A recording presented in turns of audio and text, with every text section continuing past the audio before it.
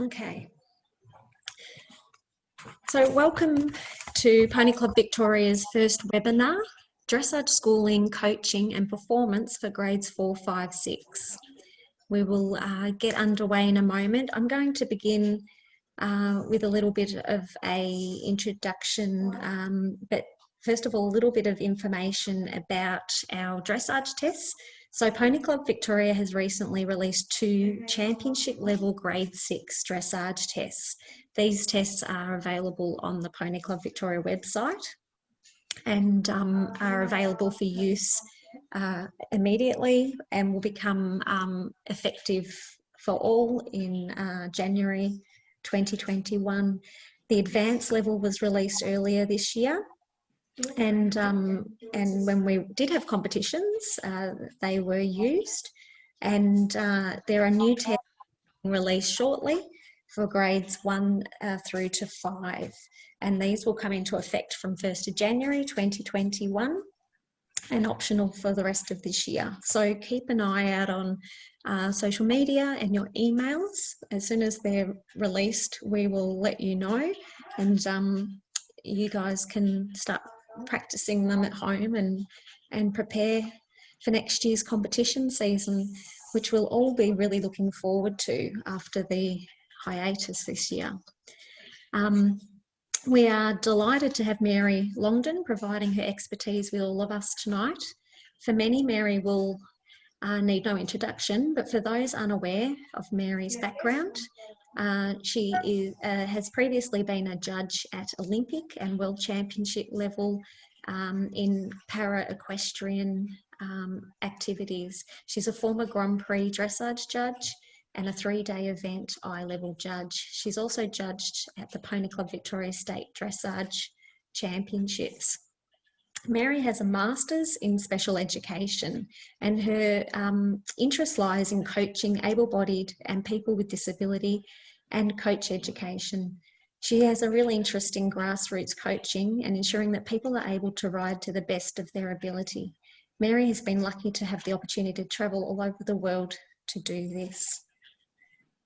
As mentioned before, we will be taking questions in the chat, and at the end of the webinar, we will attempt to answer all of those for you.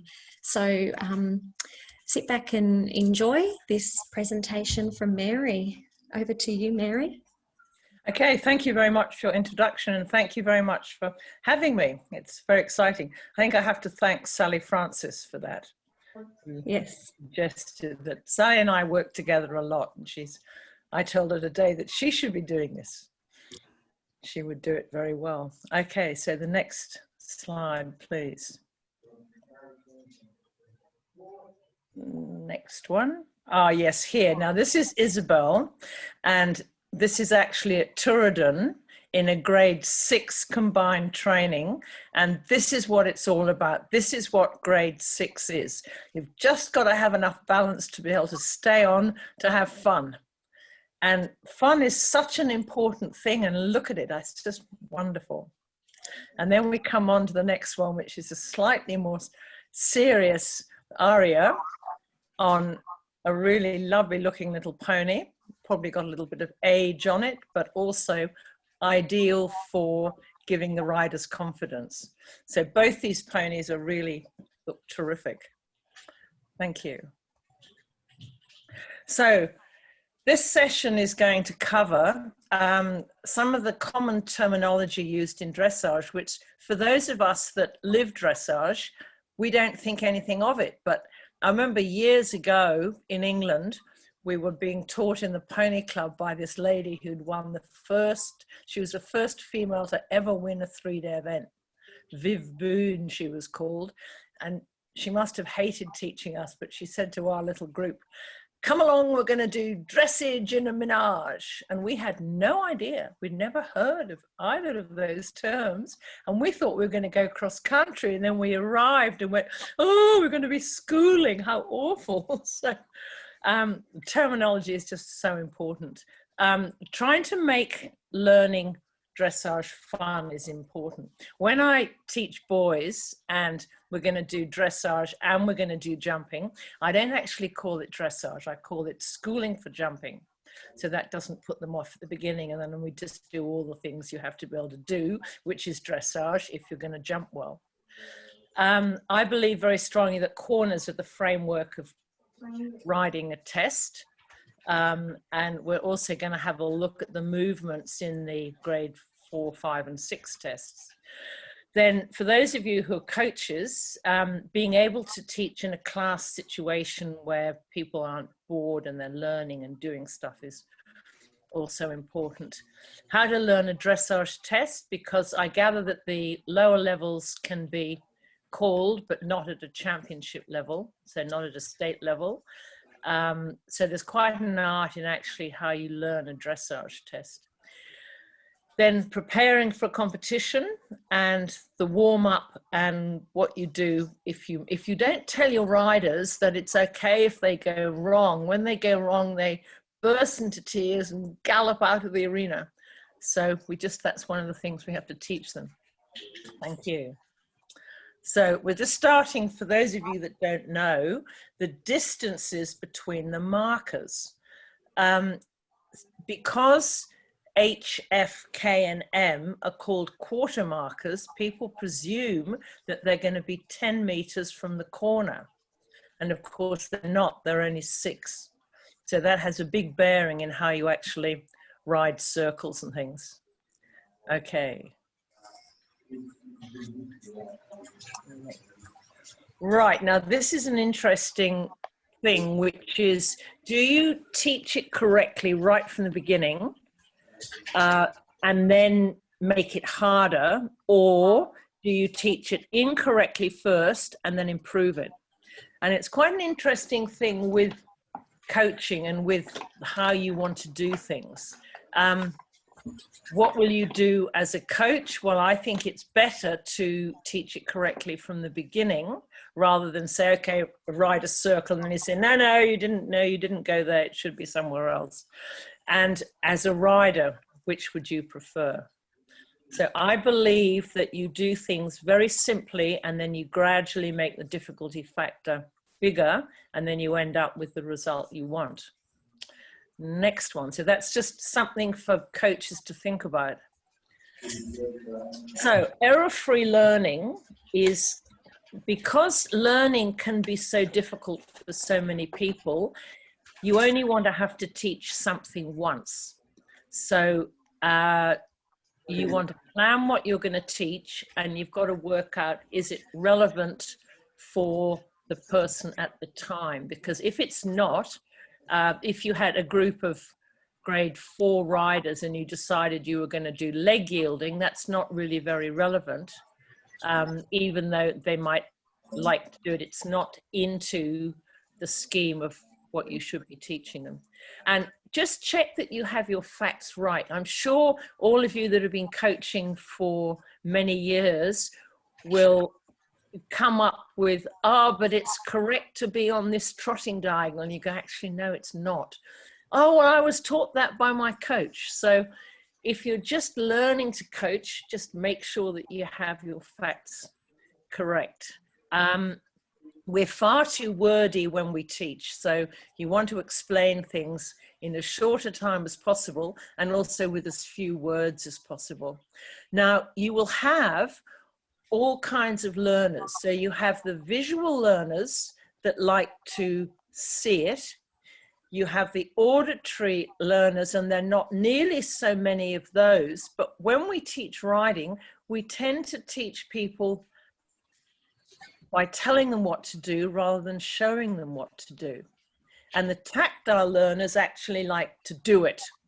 So they actually, maybe it's important that you have all your markers out so that when they do it, because they haven't really watched and they haven't really listened, that they can still do it correctly. So when you demonstrate something, you need to let the riders do it straight away. And I have found, and it doesn't matter what level riders I'm coaching, they don't really listen to it very much. But so then you let them do it, and then they don't do it correctly, and then they say, what were the aids again? So then right, now you have their attention, so now the learning's actually going to happen, and then they can try and do it.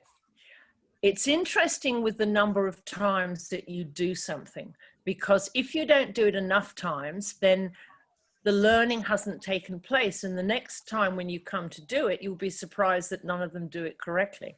If you do it too many times, then they get bored.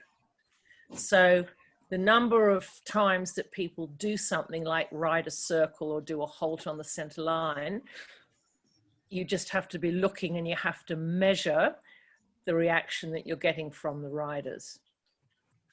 Okay, next one. Fun. So I actually looked up fun, someone or something that provides amusement or enjoyment.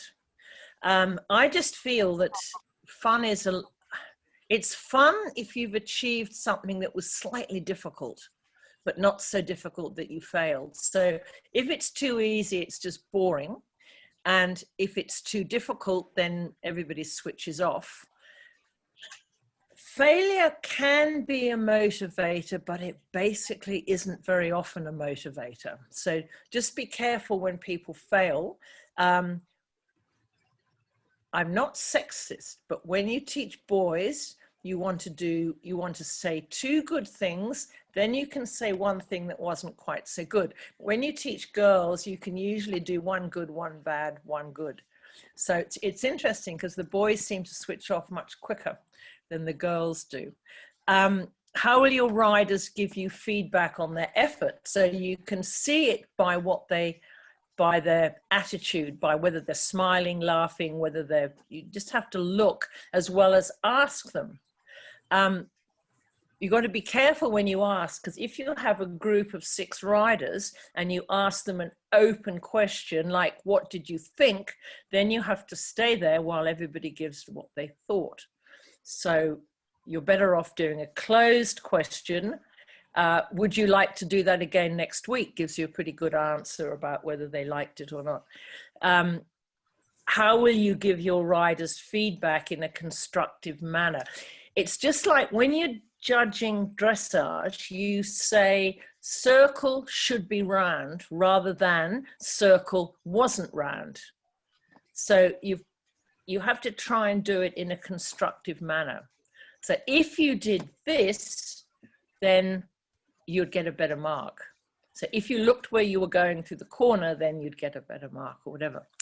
So the coach requires knowledge, patience, and enthusiasm for teaching every rider in the class. Everybody doesn't need to like everybody, but you have to try and give them equal time. And you can actually, if you pass your enthusiasm on, then you can really get good results with your riders. Okay. So now the terminology. Speed, tempo, and rhythm is just things that people just can't seem to grasp. So with the speed and tempo, I talk about, so speed is how fast you go from A to B, and tempo is how fast the horse's legs move. So I use the example of if you have an 18-hand horse and a Shetland pony trotting down the road together, they're both going at the same speed, but the pony's tempo is much faster than the horse's. Now, that's the way that I give an example, and I think people seem to find that a little bit easier to understand, whereas rhythm is more with the music, which is the evenness of the steps.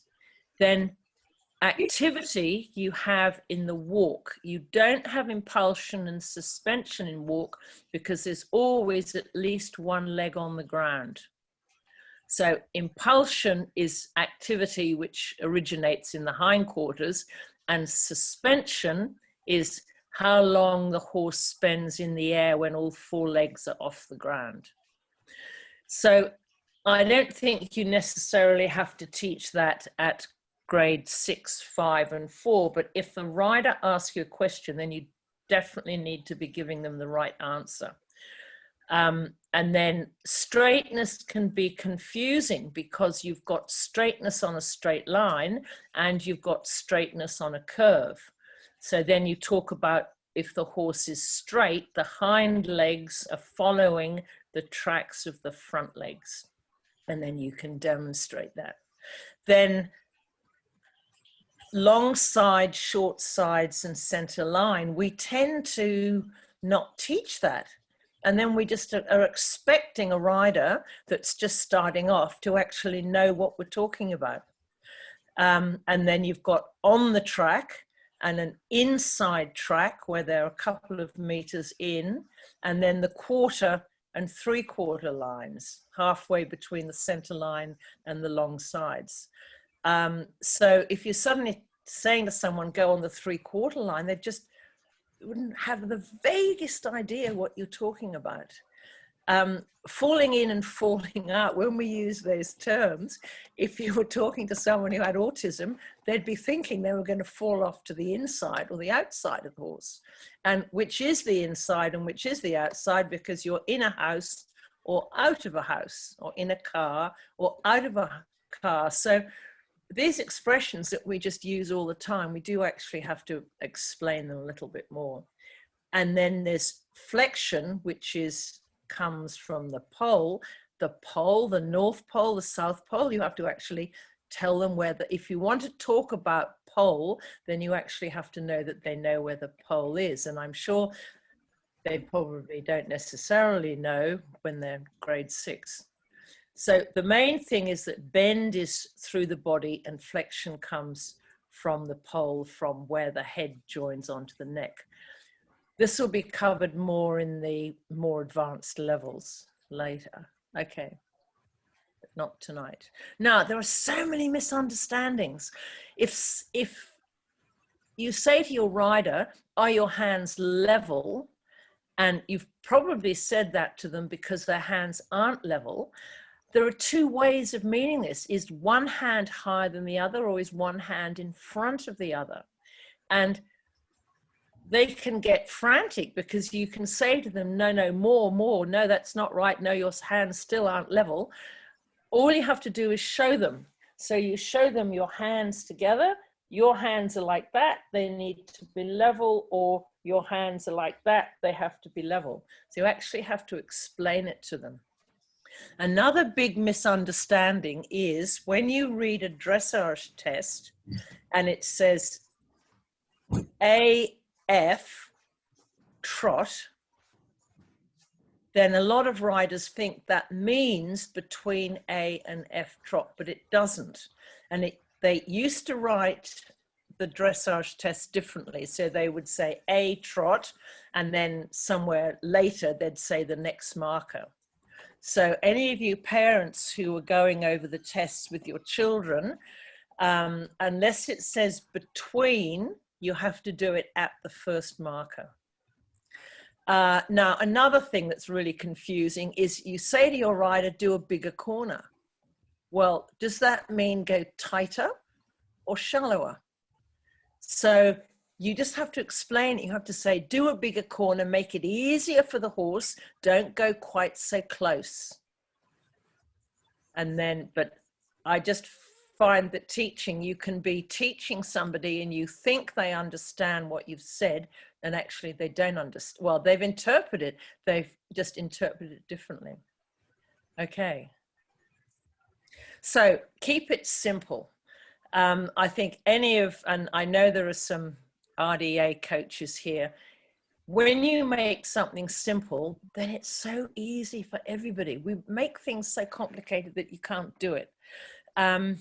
So one of the things is looking. So when you say to somebody, look where you're going, that has no meaning. You have to say where to look and when to look.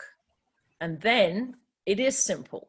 But just looking, people can be looking anywhere.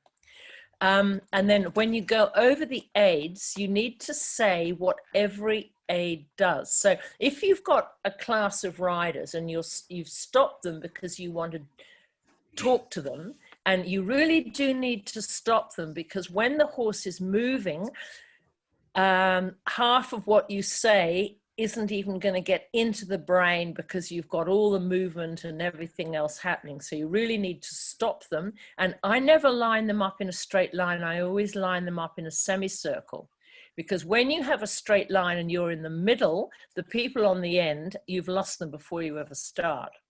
Whereas if you have them on a semicircle, and you're in the middle, you're equidistant from all the riders, which means that nobody feels left out. And then I will say, well, if you're doing a turn, what do you think your inside leg does? And so you actually go over each aid. So saying to a rider, inside leg on the girth, outside leg behind the girth, doesn't actually tell them what the aids do. So I try and do that a little bit more carefully. Now, so 2 legs say go, 1 leg says move away, and then the inside hand asks for the turn or looking, outside hand controls. And I was interested to see in the directives for level 4, it says that if the rider is holding the horse to the outside track with the outside rein, and as a result the horse is looking out, that doesn't matter. That is a better fault than the horse coming in off the track. So it's quite interesting actually seeing the guidelines for each level. And then 2 hands are always going to say whoa, even if in the higher levels it's more outside hand. And then the rider's shoulders just face the direction of travel. Okay. Now, corners are the framework of riding a dressage test. They're also the framework of a show jumping round, which means that when you're teaching boys and you're doing the corners, then you equate it to actually coming into a fence. So is straight. Okay. So we've got somebody's online. Should go to jail. Somebody has to, is everybody on mute? Okay, Yes. gone. Okay. Okay, right, so this is how I teach. It doesn't matter if somebody has a disability or not a disability, it doesn't matter what age they are, and it really doesn't matter if it's a young horse. The first thing I teach is the corners, because if you don't teach corners first, then you find that the riders never get to the short side at all. So they ride, we've got some funny sound on this, never mind, riding round the arena on the track. So you've got them separated, you've got them one following the other. You have to decide what size corners you're going to ride. So at this level, you're probably going to ride 1/4 of a 10-meter circle in walk, and then in trot, 1/4 of a 12-meter circle, which means that it begins and ends on like M and H. I also do transitions right from the beginning. If you look at any of the rules, it says that the transition has to take place as the rider's body passes the marker. Well, if you do that, you will always be late. So the only time when you do that is when you have to do a halt at a marker, and that's when the rider's body is actually at the marker. So basically what one teaches is as the horse's head passes the marker, you should be in the new pace, and then it just looks perfect. So that's, so sometimes the rules don't actually tell you how to teach or ride. Okay. Next one. So here is just somebody that's, who we've got Billy, and she's looking at her corner, and you can see that she's going to ride a really good corner. She's really set herself up very well for that. Next one.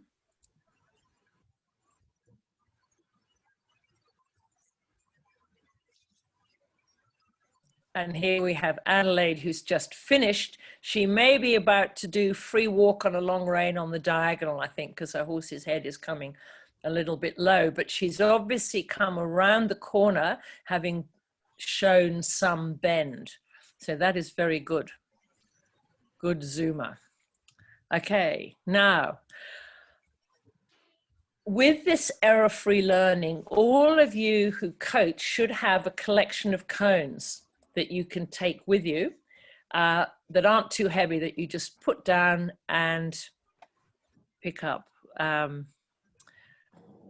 There's a message. Have you got that, Kathleen?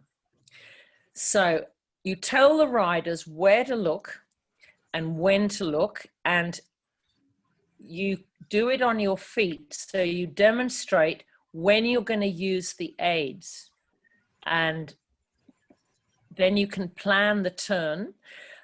Getting the riders to walk it on foot is often a good idea. So if you knew that they were going to ride after lunch, you might say, well, just before you, let's just do 5 minutes actually walking it on foot first. And then they can ride it, and they're looking, or just go on to the next one because that shows exactly how you do it. So, okay, so here's the corner. So the corner that comes onto and off the diagonal has 3 parts. So if you're coming on the right rein, you do a quarter of a circle first, then you are straight, and then you turn onto the, here you're turning onto the diagonal line. And then the other way, you've come on the diagonal, and as the horse's head passes M, the horse should be on the long side. That's, if that doesn't happen, there's no chance of the horse having any kind of a bend through the corner. So walking it with the riders allows them to get the idea of a quarter of a circle, then straight, then turn. And it comes in more advanced levels, but you bend on the corner. When you come onto the diagonal, you don't bend your horse to the inside, you only flex them to the inside, because if you bend them, then you come onto the diagonal line actually crooked. And as the tests go on, you have to do showing length and strides and then medium trot. So you actually want the horse's hind legs behind them, not to the inside. Okay, next one, please. Yeah, so you show them, we'll just go on to the next one because that shows, okay, so here you are as a coach, you're standing on the quarter marker at M, and your riders are circling at F. They then come one at a time, and it actually happens quite quickly because as one gets up to you, the next one is starting. And you can see the cones because you want the riders to get it correct. Now, it's as they come on the diagonal line that they have to tell you whether the horse's head is, or its face is actually facing you. So you're standing at M, and this is the way I actually teach straightness. For years, I've taught it on a circle, but I'm finding that this is a much better way of doing it because you don't have to do a lot of, is he falling out, is he falling in, which legs you're going to use. As the rider comes on the diagonal and they see that the horse's head is not facing you, they will do the correct aids to get the horse straight. So I'm finding this has much better results. So then they've all come across, and then they pass C, and then they're going to circle to H. So we need the next slide, please. And you run down. Well, you're not going to run if you're going to scare the horses, but you hasten down to F, and then the riders. But here you don't have so many cones because you're hoping that the riders have learnt something from the first one. So they're just circling there and then they come across. And it's a really nice, the other option is for you, instead of going down the long side, is you just go past C and you come to H, and you can do it from there. Or you can have the riders go all the way down the long side and then they come towards you from F to H. And it's a good exercise to teach a class lesson. Obviously it's easier if you've only got a couple of riders, but it's very possible to do it with a big class. Okay. And here, Scarlett clearly has her horse straight. And that's the feeling, and that's the sort of outline that we'd like to have. We don't want the horses coming behind the vertical and over bending. We want the horses to be freely forward, and you can see that the horse has got nice movement with his shoulders. He's not being restricted, and you can clearly see that he's straight. Okay. Now, these are when you're teaching, so you want the end result to be that the horses come on the diagonal, they have a good bend to start with and at the end. But if you ask everything at once, then you tend not to achieve anything. So I think it's better if the first time you're saying to the riders, does your horse look to the inside on the K corner? So that's the first corner they come to. And you could just ask that one question. And then you can have the riders coming quite close behind each other, so long as you've placed yourself so you can see them. And then the next thing could be, is the horse's head straight? Does it stay straight before X and after X? Then you can work on, you have to decide with the little kids, are you going to talk about speed or are you going to talk about tempo? And really it's all about speed, I think, at this level. And then do they look to the inside at M? And then do it in walk first and then do it in trot. Now, if you have a rider that's above everybody else, and that often happens, you then ask them for a harder option, which would be that they have to walk over X for 5 steps, counting with the front feet and then going into trot. Or you could get all of them doing it, but it's the corners and is the horse's head straight that's really important, first of all. Okay. Now, in all the tests, right the way through, we have this B turn right, E turn left. And the difficulty is, where do they start their turn?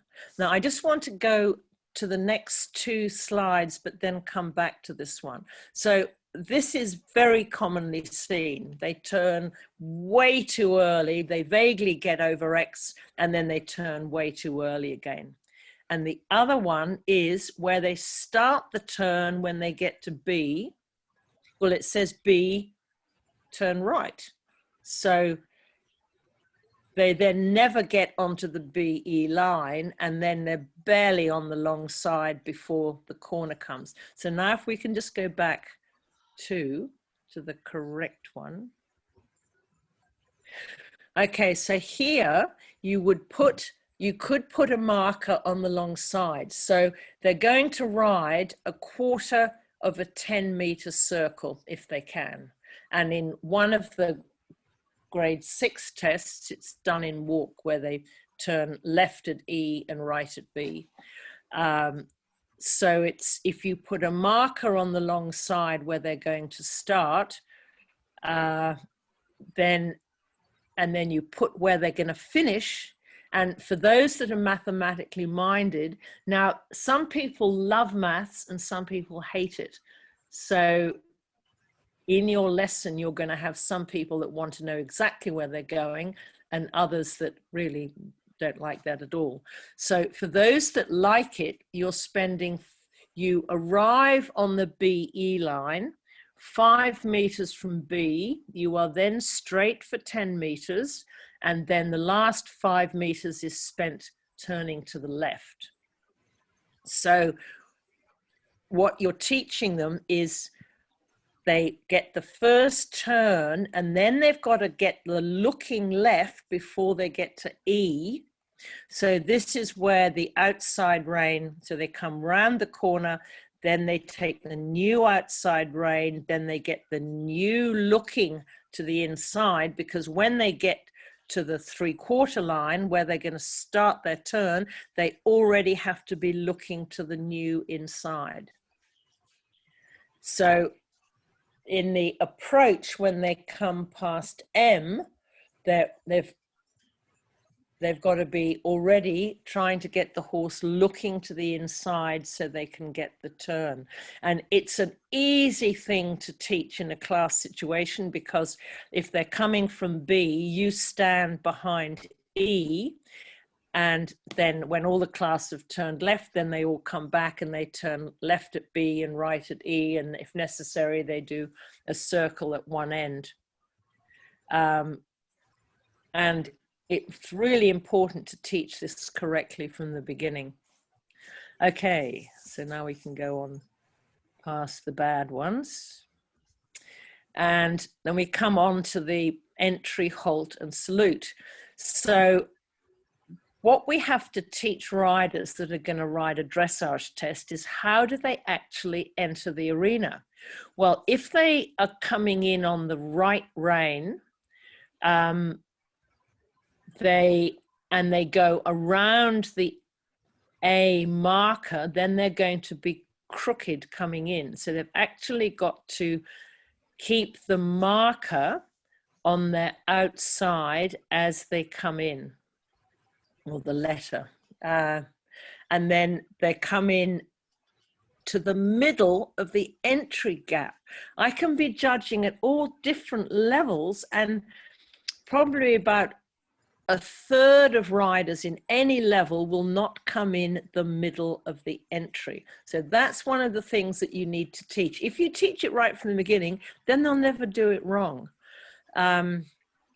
So you're also saying where to look. They tend to, when they look to find where X is, they look to the left and then they look to the right, as if X is going to change depending on which way they look. But the problem is, when they look to the left, the horse goes to the left, then they look to the right, then the horse goes to the right. So you have to teach them, can they glance to one side without actually turning their head? And then riders tend to, if they're right-eyed, will want to look to B, and if they're left-eyed, they want to look to E. So you can do a nice little lesson of them coming up the center line saying, which way do you like to look? Now, some people teach that if at C you're going to turn right, that you need to come in on the right rein, but I don't believe that's actually true. I think you need to come in actually on your horse's stiffer side, so that when they go down the center line, they don't drift to one side. But that comes into a later talk. Then in the early tests, they don't have to halt at the beginning, but they do have to halt at the end. So how long does it take them to get their horse to get from trot or from walk, whichever they're in, into halt? And this is something that you can practice with them. At this stage, the qualities of the halt that you're looking for is, number one, is it still? And number two, is it straight? So those are the two important things at this level that you need to be teaching. There are still, straight, is it square, is it round? Those are always going to be the 4 priorities, and then you've got the other ones of, does the pole stay the same height and stuff. But you don't want to be muddling people. You want to be, is the halt still, and is it straight facing C? And then how to salute, because if you don't teach them how to salute, they're going to come down the center line and they're going to salute as if they're in the army. So, and lots of kids do that because they've never watched anybody salute and nobody's ever taught them how to do it. So it's just the head down. Now, if a horse is going to stand perfectly still, then if the rider's upper body moves slightly forward, then it doesn't matter. But if your horse is likely to move at the halt, as soon as your shoulders go forward, the horse is going to move off, because that's what you've actually told them to do. So show them how to salute. You put your hand, it's nice, it looks really nice if you do hand down first, and then you nod your head, then you put your head up, then you get the rein back, and then you move off. And then we go on to the move off and the turn at sea. So if we could have the next one. Good. So the bottom, the blue one, is the correct one.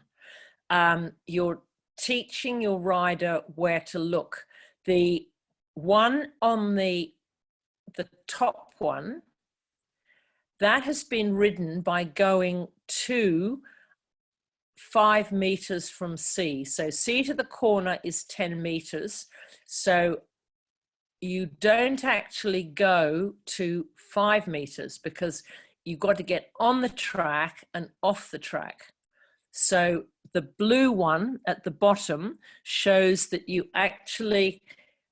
want to put your marker, but you have to tell the riders that half the stride is before the marker. This is at sea, the one at sea, and half of it is after the marker.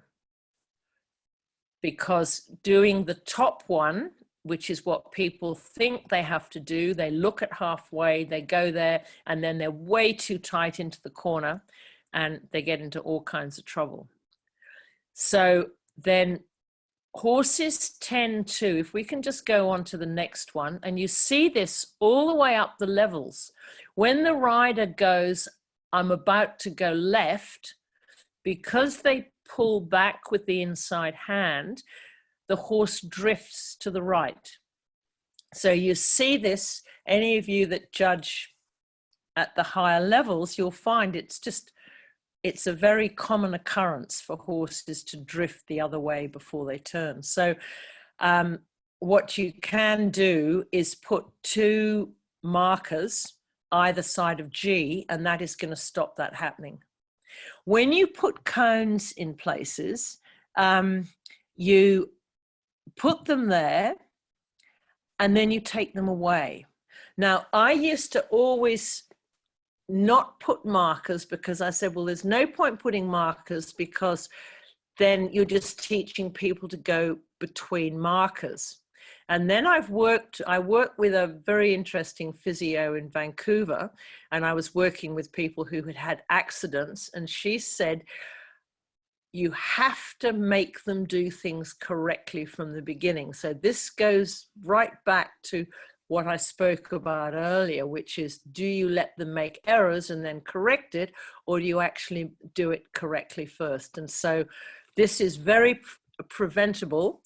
And then you go, now we're going to take the cones away. Can you still stay straight? So the riders, how I like to teach is that the riders actually know when they do something well. So if somebody does it well, then they know, and then they have the internal feeling of doing something correctly. So they're not always waiting for somebody outside giving them feedback, giving them good feedback. Okay, next one. Now, so the 20-meter circle that we tend to teach from the beginning is either from E or B. And so you line them up on one end of the arena, and this is a time when they're going to be in a straight line. So they're actually straight across the arena. And that can be fun in itself, because you tell them they've got to line up and all their knees have to be level with each other. And can they actually do that? So I never line them up on the center line in the middle of the circle, because then they can't see what you're showing them to do. We'll just now, circle points are interesting because some coaches call them tangent points right from the beginning. Other people call them a circle point. Can we go on to the next slide, please? If you're teaching somebody, maybe they have autism, and we actually have a lot of riders with autism and on the spectrum that do so well in Pony Club, because it's all about what they can do and about what they can't do. But when you talk about a circle point, that's really confusing unless you really explain what it is. Because if you think of a circle, where is a point? There isn't, it's a circle. So then you've lost them, and then they fidget and look down, and then you've lost them. So here we've got, and this buying squared paper is really good for grades 6, 5, and 4. You have to use graph paper for the other ones in a big arena, but here in the small arena, that you can actually, they can count the squares, you can see where you are. So the thing is with a circle point, it's a bit like the turn at sea. You don't actually go to the circle point. If you're thinking about, you're actually one stride on the circle point, so half of it's going to be before the center line and half of it's going to be after the center line. So you may wonder why so many people ride it looks as if the first 3/4 of the circle are good, and then the last circle is just way too deep and they hit the track halfway between M and B. And that is because they've gone to the circle point. By the time they've got to it being straight, then it's too late, and then they can't get back to B. So putting 4 cones on one side and 2 on the other, and then in from E and B. So if they're starting the circle at B, when they get to E, they have to be on the track a meter before E. So they're on the track, off the track. And you can do it with, okay, can we do the next one, which is not so good? Right, now the brownie colored one is because the riders think they have to go to level with F and K and H and M. So then it's way too wide, but that's what you see a lot of them, because that's where they think they have to go. Where they actually have to go is, and the other one is just they're not thinking at all, and half the time they never get to E. So if we can just go back to the one before, Sue-Ann. Yeah, here. So I stop them at B, and they have to say where they're going to cross the center line, which is halfway between X and A. So you might want to put a cone on X, which helps them to work out where halfway is. So this would be once you've got past the stage of having all those cones there, because you've got to be able to get rid of cones and have people error-free riding really good circles. Okay, so it's halfway between the center, between A and X and A and C. Okay, we don't like that one. We'll go on to the next one. Now, when you have to teach the 20-meter circles from C, you want to line them up on the far side of the EB line, and then put however many cones X that you want to. And if you're in an arena that isn't enclosed, then you can put your cones outside the arena 4 meters from H and 4 meters from M. Otherwise, if it's in an enclosed area, just put it in from the long side. And you have to explain that you don't ride anywhere near H and M, because that is where the riders will go to. So you've shown them that the circle points are halfway between the corner and B, then X, and then halfway between E and the corner. And telling them where to look, which is they're at least a quarter of a circle ahead. Now, an exercise that I really like, but only once they've got the circle, is they ride a 20-meter square, which means they've got their corners and corners from E and B, and then they ride a circle. So they ride one and then the other. So if you were teaching that, and you could then actually get the riders to do it one at a time, because they've already done it and they need a little bit of a break. And then you can say what you're doing is you're seeing, have they actually learned how to do it? And it doesn't matter how long learning takes. You're only interested in, is the learning correct and is it going to be sustainable? Okay. So here it is. So there you've got your markers. And it's easy because you can teach it from C. If you've got a really big class, you could have them circling on both ends, but then the problem is that you can't see everybody at once.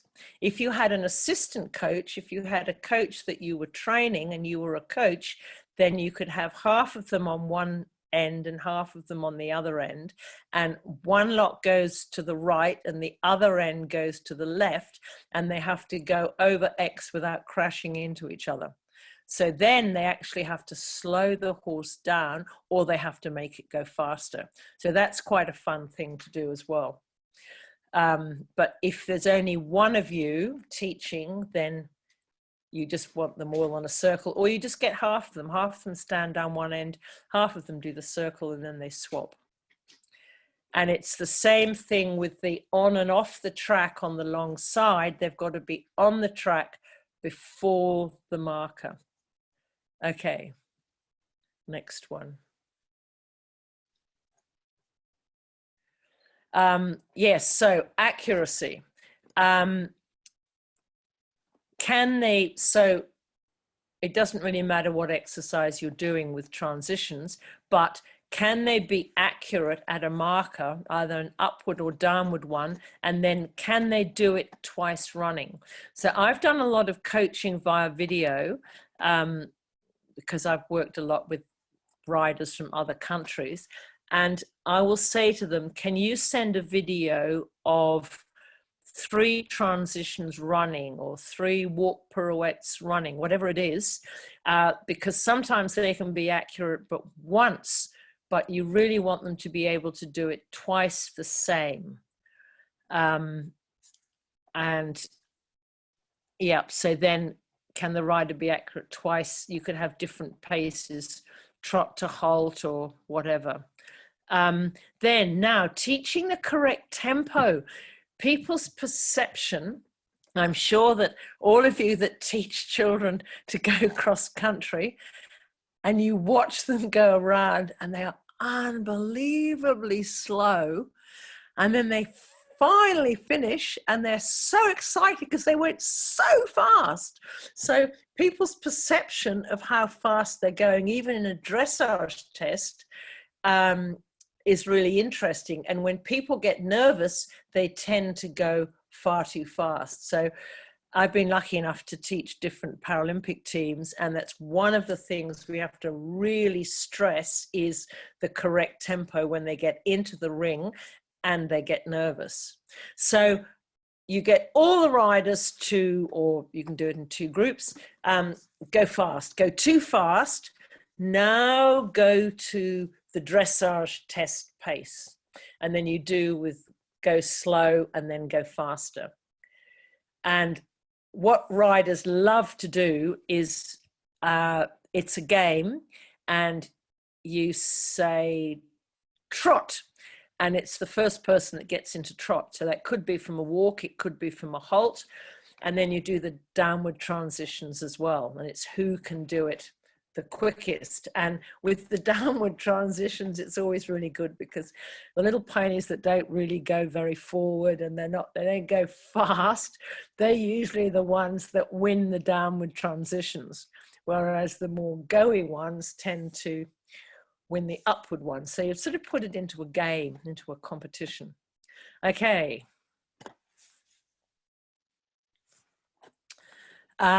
Now, essential rules. To send a child off to learn the rule book is just not on. So possibly they can't even read. They're certainly not going to be able to want to do that. So what you've got to decide is what is really important for somebody to know. And it is when they go, when it's their turn to go, where do they go? Do they have to stand by the judge? It's really interesting. When I came anywhere else in the world, if you go and say hello to the judge, you'd get eliminated. Whereas in Australia, it seems to be that that's the polite thing to do. It's very time consuming, and actually at pony club championships, they tend to not do that, which is good. And I think it's something that shouldn't be done because people have huge numbers on them. And it means that you're teaching the ride not to get ready to start the test. And then they also, anybody from the judging point of view, when a rider comes and the horse peers into the car and you're trying to do the marks from at the bottom of the test, and your concentration is really disturbed by somebody wandering around outside the car. So whatever the rules are of what's going to be done is you have to teach the riders, but going up, standing for a minute by the car is not a good preparation for your horse going in to do the test. So you just have to work that out, what you're going to teach them to do. How long they have after the bell has rung? Well, they have 45 seconds. So it's a really good idea to practice that, because what tends to happen is that the rider goes up to the judge has finished doing the test before, and as soon as they've turned the corner, or even before they've turned the corner at M or H, the judge has rung the bell, and then the rider panics and tears down the long side. So you actually need to have practice of the time. Excuse me, my cat, stop it. Sorry, I have a cat that's trying to get in the cat door, which I blocked up so he can't.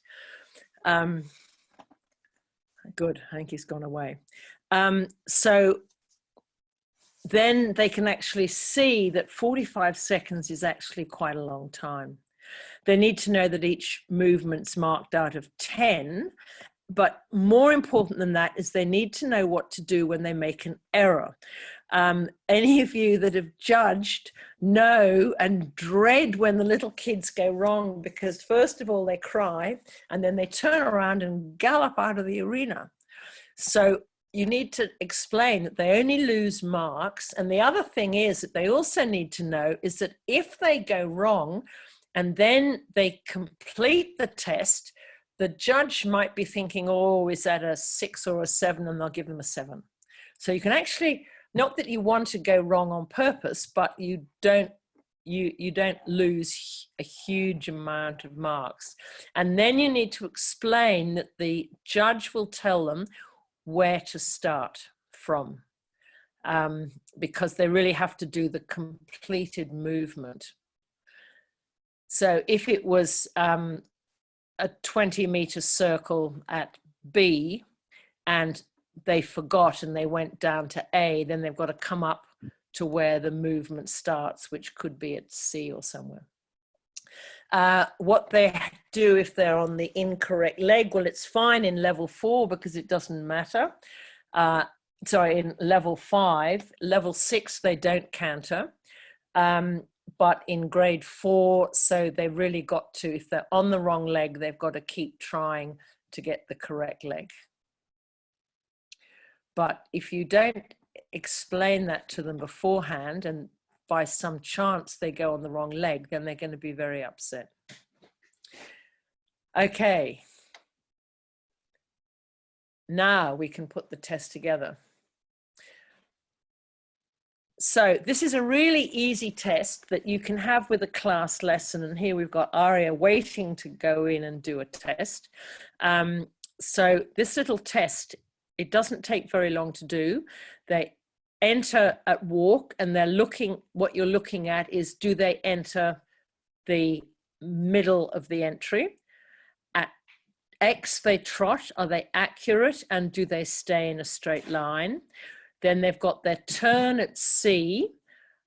Do they stay facing C? And at where do they turn it? Then B, turn right.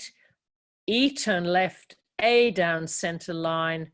Before X, walk. And then at X, halt, salute. And as the first horse is halting, the next horse starts. And it takes very little time, but it means somebody's actually completes a test and has to get organized and how they're going to start and get nervous about it. And you can do that in a class lesson and you can do it at the end, and when they've done it, they can get off. And you also have to explain how they leave the arena at the end of the test. Okay, next one. So learning a test. There are all kinds of different ways of doing this, but if you have a little arena for, on a PCV, so you have an arena for each movement, and then they can be drawn in different colors, the different paces. Learning a test, you can normally divide it into 3 sections. Sometimes the middle they trot and then they walk and then they canter. So the walk section could be very short. But if you learn it in 3 parts, you do the first section and you know it. And then in the end, you do the first section. And as you're finishing that, the rider can then remember the next section. It can be a real worry for riders when they can't remember where to go. And for for pure dressage, you can have a caller except at state level, but for combined training and eventing, they have to remember it. So a nice thing to do is, if you have a little whiteboard and the rider, when they're just before they tack up, they actually go through the test and they can draw it with a whiteboard marker. And they actually draw it where they're going to go, or they could have it, they can draw it on a piece of paper. If they get very serious about their dressage, you have your little arena for each movement, under which you have what it says on the test sheet. And then under that, they put 2 points they've got to remember. So if it was A, enter, and then X, halt, then you would say enter middle of entry. And then those are just a couple of little things that when the rider's getting ready, they can just go over it and just refresh their memory. The other thing that's really good is for the rider is to video the rider riding the test, or video somebody else riding the test where they don't make any errors. And they actually say, I am looking here, now I'm getting ready to trot. So then your rider can look at the video when they're getting ready, and that really reminds them of where to go. So these are all things that we do internationally in Para Question, and I think it's a pity that we don't do it in other things like Pony Club, because it really is helpful.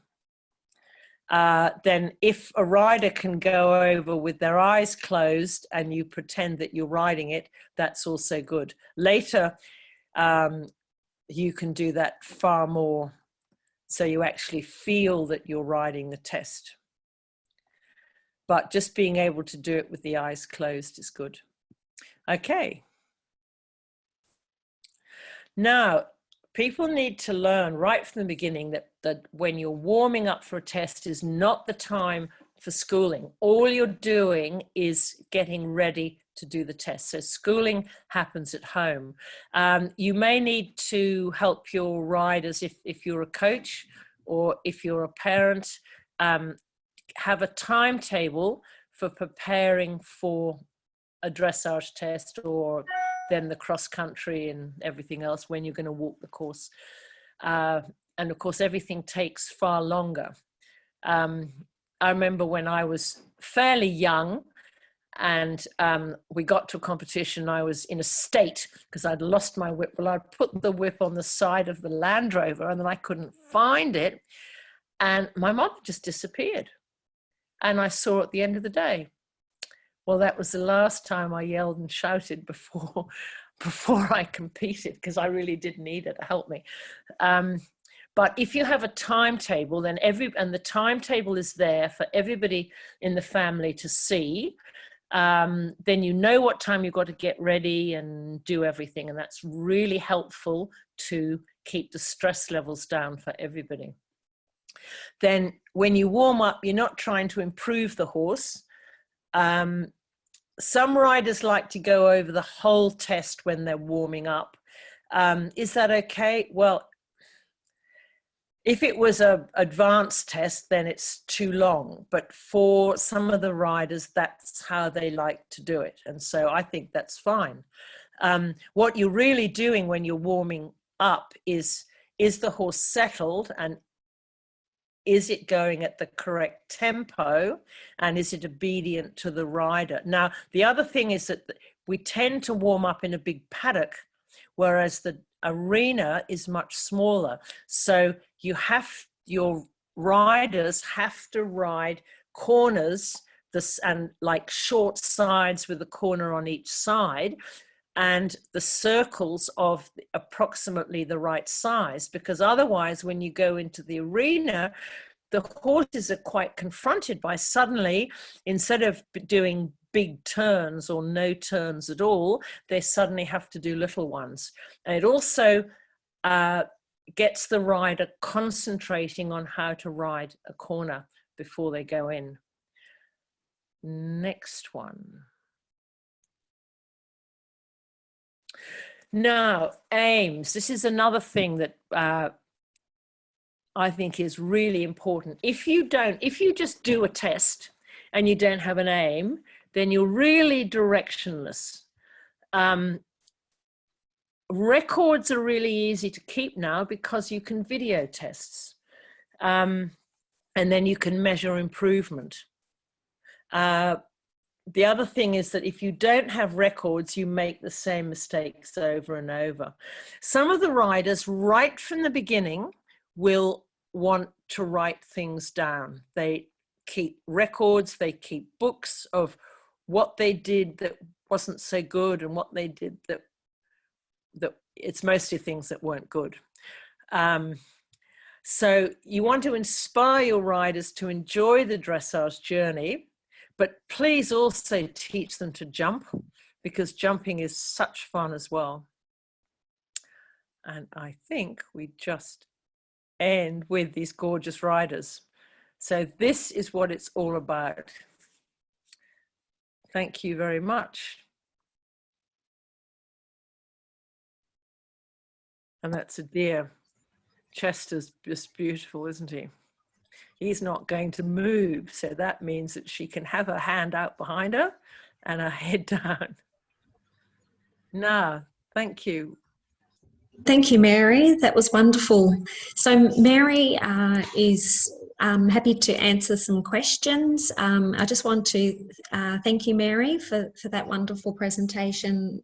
I'm sure everybody has learnt a few extra tips for next time when they get out in the dressage arenas or when they're training at home. And I know the coaches will have got a lot out of that as well. And big thanks to our Pony Club riders who shared their photos with me for the presentation. I hope they got a kick out of seeing themselves there too. I would like to thank Kathleen, who's been fantastic helping me put this together. It looks a lot better than it did when I handed her the slides. So thank you very much. You're welcome. You're welcome. Sue Ann, are you still there? Yes. I am, Kath. Oh, do you have some questions for Mary? I do. Very early up, we had, what age would you start teaching inside leg and outside rein? I think fairly early, because particularly if you do it on a diagonal line, they actually learn about getting a horse's head straight and about using a leg. So I think that happens quite naturally. Then if they're going through a corner and the horse is completely looking out, then is the ideal time to say, well, which leg do you need? The problem is that some of the little ones, their legs don't do very much, and they can sit there flapping with both legs, but not a lot happens. I think a lot depends on what the rider wants. Some of the riders really want to know how to do it correctly right from the beginning, but they don't all. Everybody's so completely different.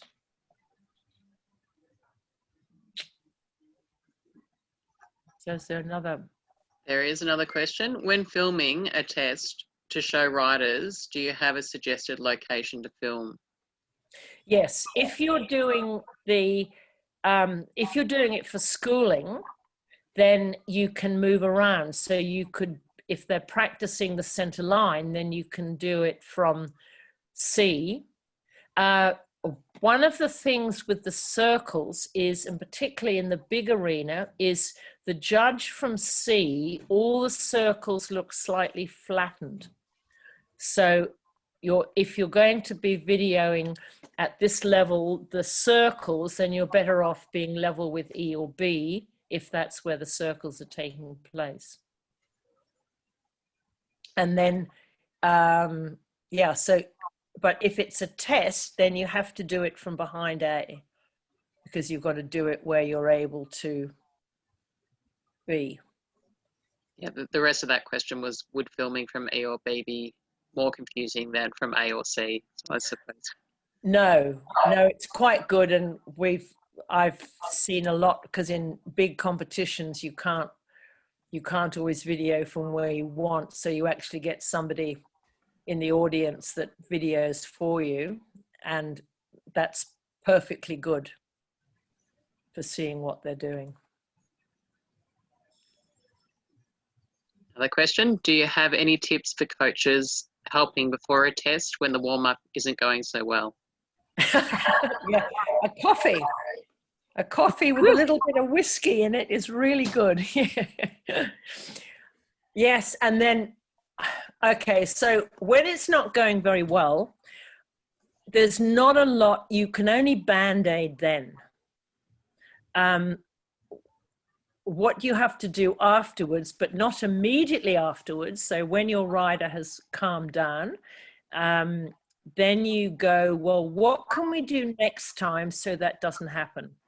And this is where the planning, if you've got a young horse or something, or a horse that's a bit feisty, you might want to do a warm-up earlier on and then get off when the horse is settled, and then you get on 10 minutes or 12 minutes before your test. So it's all about managing the behaviors of the horse. But often it's because there was a flat tire, because they left late. So that's one of the things you can actually help with your parents if you're a coach, is to say, well, what time are you planning? Let's have a look at your timetable, because everything takes so much longer. Then the pony won't go in the float, and all kinds of things happen. So band-aid at the time, and then plan for success next time. If an individual has a disability and are competing in a pony club horse trials or eventing dressage test, are they allowed to have a caller? That would depend whether they have an exemption, and the Pony Club has an exemption committee, of which Sally Francis is one of the people on it. Kathleen would be able to answer that question. Yeah, so clubs would need to apply for an exemption through the state office or through myself, and we go through the Sports Connect program. So there are forms for that on the PCV website, and yeah, any rider with a disability can apply to have a dressage test called, to have a show jumping test or ride called. Yeah, we usually liaise with Sally and work out what the best exemption is for each particular rider. Could also be adaptive equipment as well. But just Hi, Mary. The new one? Yes. Hi, Mary. That was awesome. When I put out cones, the little kids sometimes ride with the cone on the left and sometimes the cone on the right. Is there any clear language you can use if the children don't know left and right? Put two so they go between. So if you have two of them, and then also you see, do little kids actually know in front of and behind? So if you put a cone on the center line and you say to them, go behind it, they're not necessarily going to go past it.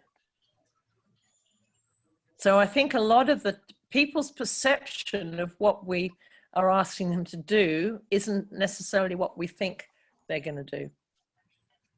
But so two cones is really good. They just have to go between them. Emily Warren, any advice for helping riders who may not enjoy dressage to progress within the lessons, particularly game formatted sessions for young kids?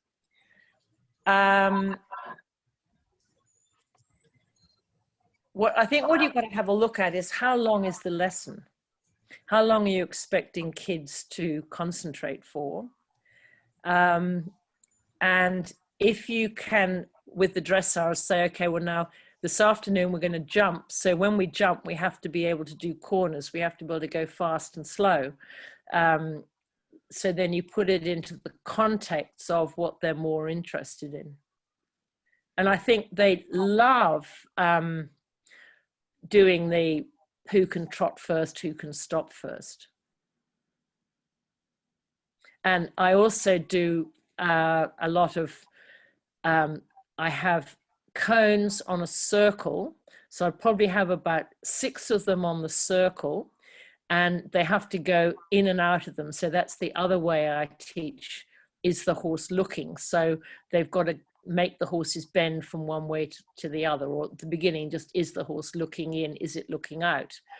And then you can turn that into a game where they have to, in the end, they can do it in canter.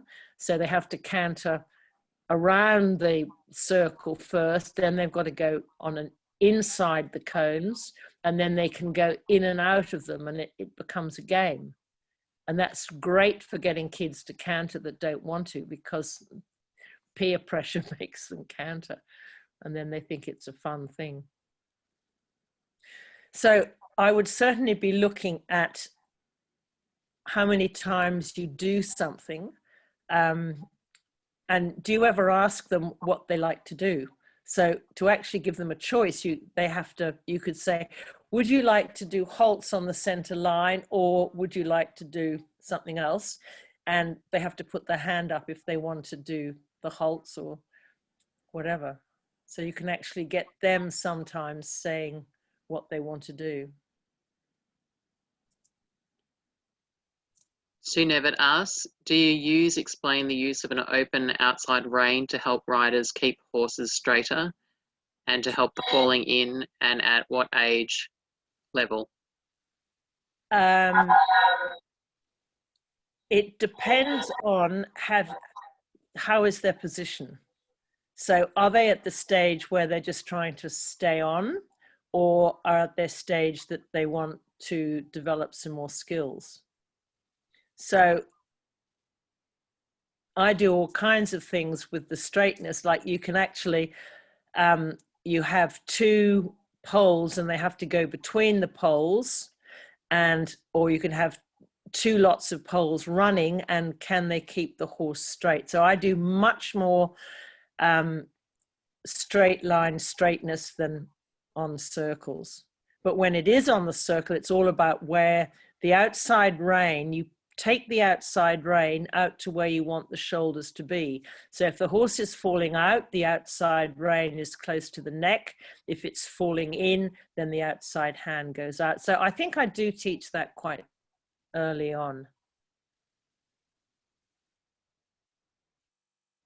And particularly if it can be, they love the game of on the circle with the cones. I remember I used to have camps when I lived in Bunyip, and the little kids, I did a lot with cones on circles, and then the kids would go, but we haven't got cones. And I say, no, because you've outgrown the cones.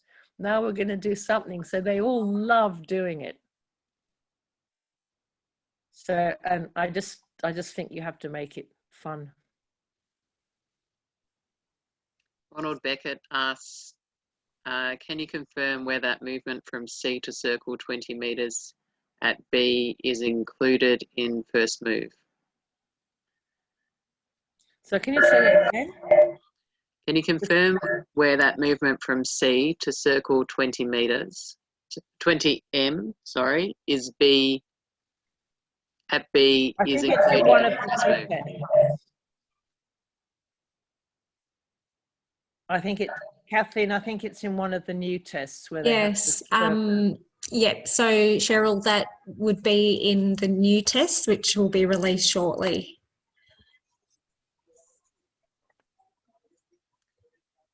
How do you know when to move up the next grade?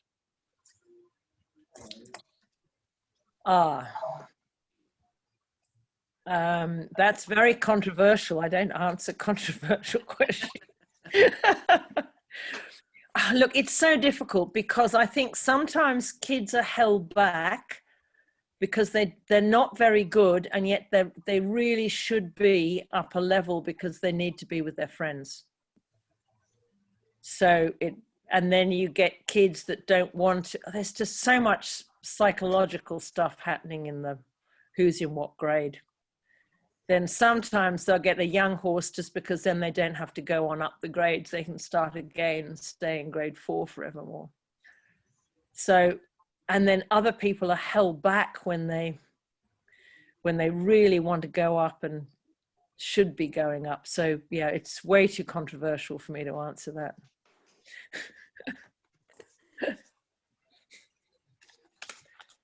Bree asks, how can you remember dressage tests for both horses if you have more than one? Well, if you do the, so they're going to do 2 tests in a day, and they're different ones. If they're going to practice it, then they practice the one that they're going to do first. If they were going to practice it a couple of days before, they would do the one they're going to do first last. And then this, I think, is where having a video of your test so you can have a look at it, that reminds you where to go, and also the whiteboard, and also having the little squares.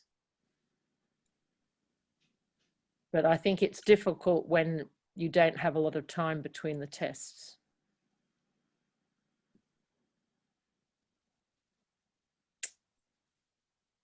Okay. I have some more. You ready for some more? Yes. How long do you have to warm up before a test, and do they need to apply every event? I think that's the same question. I'll just check. No, sorry, that isn't. Isla says, how long do you have to warm up before a test? As long as you need. And that totally depends. People tend to warm up way too long. Sometimes you don't know whether your horse is going to behave or not. So you allow time, and then when the horse is ready, because you've only got a small window of opportunity when the horse is going to be at its best, then it just has had it. And I'm sure those of you that judge dressage know, you'll see a horse coming and it shakes its head part way through. It's just tired. It's just had it. It's, as we call it, over the top. So we say there's a window of opportunity where it's at its best, and then it's had it. So that's where keeping a record is really good, because if you worked in for 20 minutes and that was perfect, well, then you need to write down somewhere that 20 minutes was good. Or if you felt you needed another 5 minutes, then you'd put down, next time I want 25 minutes.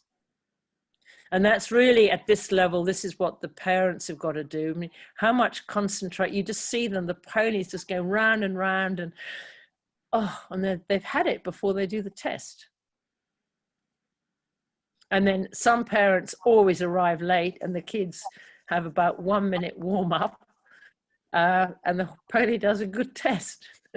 So there's no answer to that except keep a record of how the horse is and the rider is. Yes. Alison asks, do you have a favourite jumping pole cavaletti exercise that you like to use to improve dressage skills in this age group?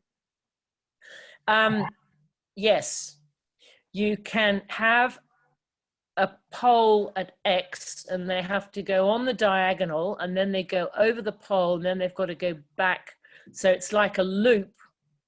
Either they go over a pole or they go between poles that are just either side of the center line.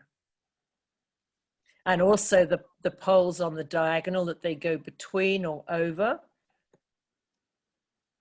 So I think poles are great. I think they can make a lesson far more interesting. Sarah asks, how long is a good time for a dressage session? 3 minutes. No. I think for little kids, half an hour is just fine. I think that when they go and they do a whole hour, I mean, when I teach privately, a private lesson is 45 minutes, and a shared lesson with older people is an hour.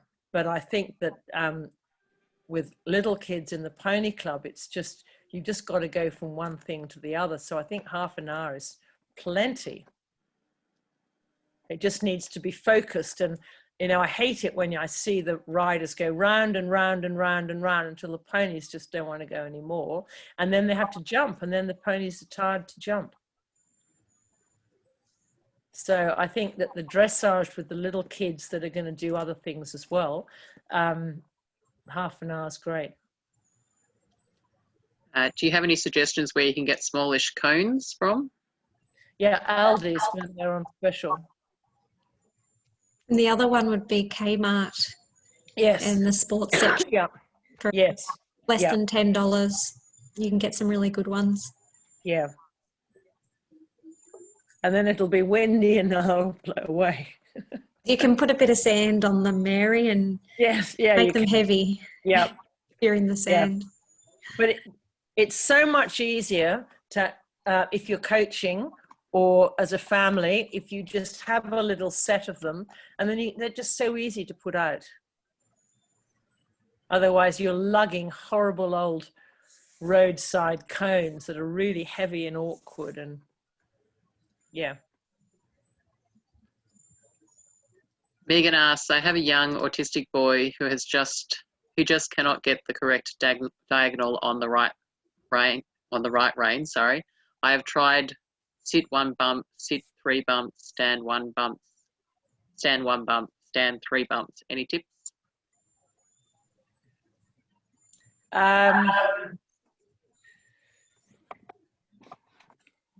Yeah, I can't sort of answer that straight away, but I think doing that. So she said that in the end he did it with the counting. I would probably do it off the horse, pretending to go up, down, down, up, down, up. So you just got to do 2 downs. You could practice it sitting on a 44-gallon drum. The problem is with children with autism is that how they do it the first time is how they always do it. It's very hard to change anything. And then you look at, in the big scheme of things, does it actually matter? So you can end up getting so thing about that this person has to learn trotting diagonals, and then you forget to do all kinds of other things with them. So there's no easy answer when you're dealing with people with autism. That's why they're so fascinating, lovely to work with. Bree was just wanting to know a little bit more about Sports Connect. She's just asking how long do you need to reapply? I think this is what Bree's asking. Yeah, so the exemption lasts for 2 years and then you can reapply.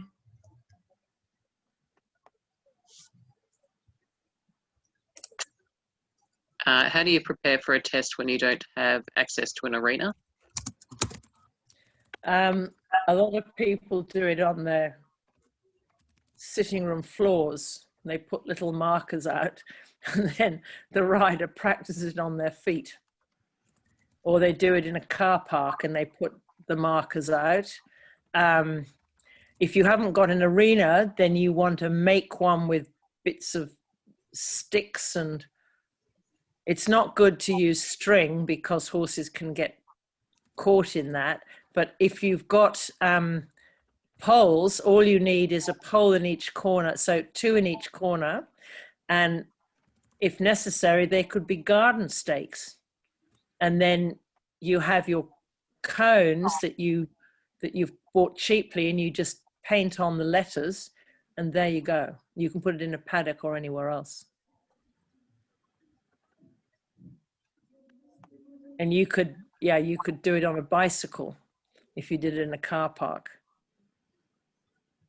Now I'm trotting, now I'm cantering, to get the shapes.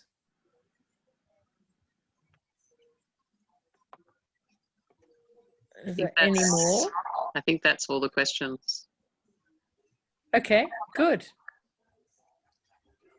I hope I've answered them. So I think we can close then, Kathleen. Yes, thank you, Mary. I must say, actually, the only other question was, will the slides be available? That's up to PCA. I think they probably... Yeah, you can send me an email to the address that I've put up there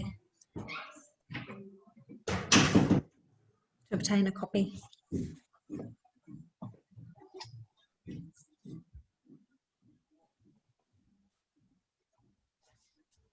Okay. That might be it, Mary. I think it is. Yay. Thank you everyone for coming in. And as mentioned earlier, make sure that you keep an eye in your emails and your social media for our next presentation. And we hope you'll come back and yeah, have a listen in on the next one, especially those grade 4 riders. It'd be great to come in and hear what it's like in the grade 3 and 2 and prepare for the future. Have a good night. Thank you.